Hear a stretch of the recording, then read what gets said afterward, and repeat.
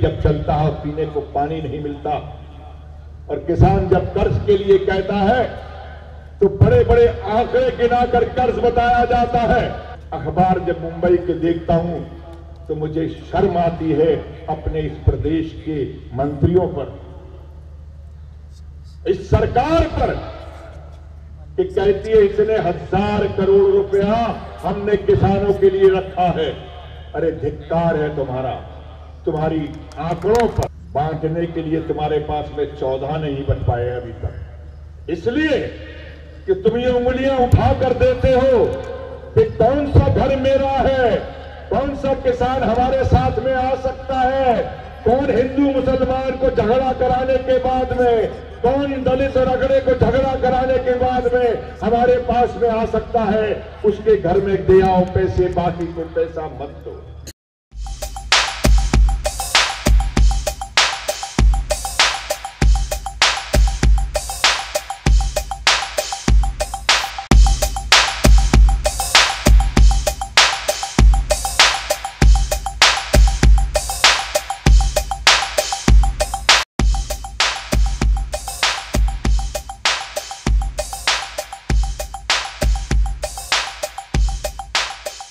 आणि आता यांना रामाची आठवण आली आहे, आता यांना रामाची आठवण आली आहे।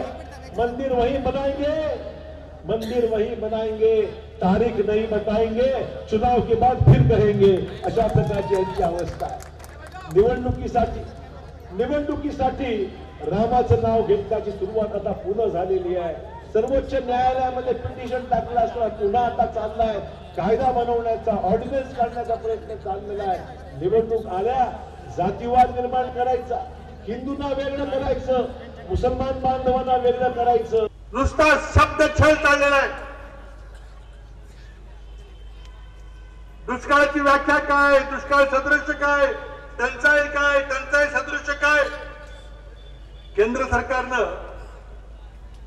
2017 मध्ये दुष्काळाची नवी संहिता काढली, म्हणजे जुनी संहिता होती 2009 ची, त्यामध्ये बदल केले आणि केंद्र सरकारच्या जीआर प्रमाणे आज म्हणजे 30 ऑक्टोबरला महाराष्ट्रातल्या दुष्काळी गावांची, तालुक्यांची नव्हे तर गावांची यादी प्रसिद्ध झाली पाहिजे, आज झाली पाहिजे।